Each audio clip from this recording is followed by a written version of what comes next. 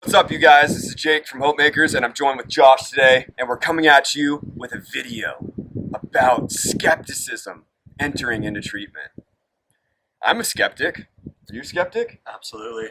We're all skeptics, and rightly so, because if we were just trying to tell you something and getting you to buy in, like if I came up to you and I was like, hey, would you marry me? And I don't even know you, why would you say yes to that? So why we're going into some videos today about skepticism is because I was a skeptic early on in treatment, and I was a skeptic in life. What about you, Josh? Yeah, I was basically skeptical of anybody who cared or was passionate about absolutely anything. And I basically saw them as completely just delusional, or I don't really know how to explain it. It was just, I guess, projection of my own mind. But I just didn't want to listen to anybody. Like everything that I learned, I had to find out on my own or learn by myself or teach myself basically.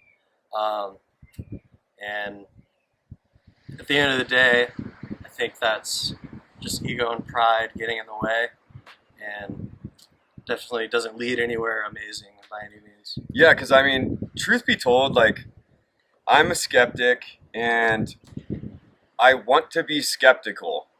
And you should be skeptical about anything that you do in life, right? We have that clear cut. But take this as like a thought experiment. What if you were so skeptical all the time that you never actually took action on anything? And then all those amazing chances at recovery, chances at getting your family back, or getting, the job that you ultimately desire, all these things just slip through your fingers because you never took action and you were skeptical in everything. And I totally understand why it's good to be skeptical. Like, we highlighted some of those things. Like, you don't want to just like invest all of your money into something. You don't want to just invest all of your time into a potential partner that won't ultimately pay off in the long run. Like, that's time and energy. And we understand that you have a lot of time on your hands. You have a lot of options in your life. So why would you stop everything to go into treatment?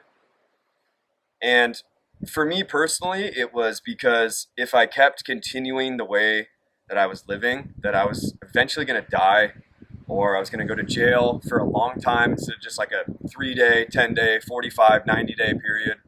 And so, as these consequences came to be in my life and they became real, then I started considering maybe there are some solutions to this. Maybe the way that I've been handling life isn't really the best.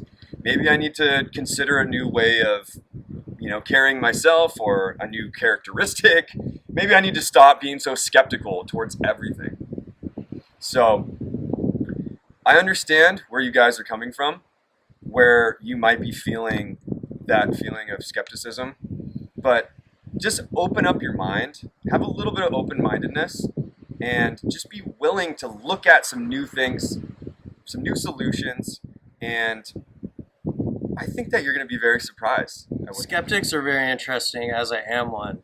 And basically, the way I see it is, I always want to make an educated decision, and I don't take the first thing I hear as the truth. I like to consider all different angles, I consider all the different perspectives, and see which one aligns with what I believe most. And I don't think there's anything wrong with that at all. I mean, if people were not like that, then anybody could just become brainwashed, basically. Do yourself a favor and just investigate a little bit.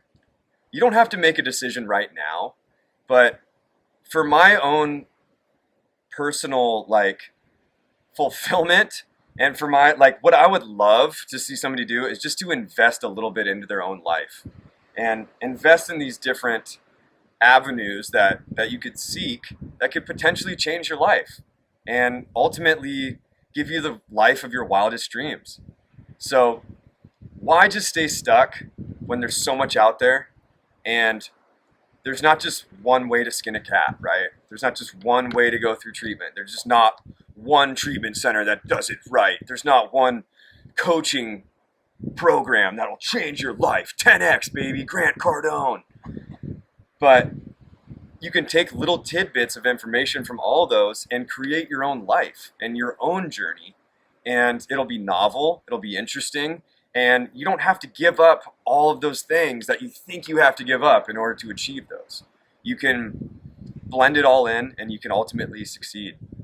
Yeah, and I think in that sense, recovery is absolutely like a fingerprint. I mean, everyone's is different, and you see the people who push one way over another. And really, that just boils down to somebody like a fear-based, judgmental perspective, and we don't really identify with that type of thinking. I mean, we like to foster and cultivate like whatever your individual path may be, because that's ultimately how you'll end up feeling fulfilled and finding meaning in your life, because no one person shares the same sense of meaning or purpose in life, and that's our goal, is to be able to help you find that, not give that to you. Thank you guys so much for listening today. Be a little skeptical though. Is what we're saying real? That's for you to decide.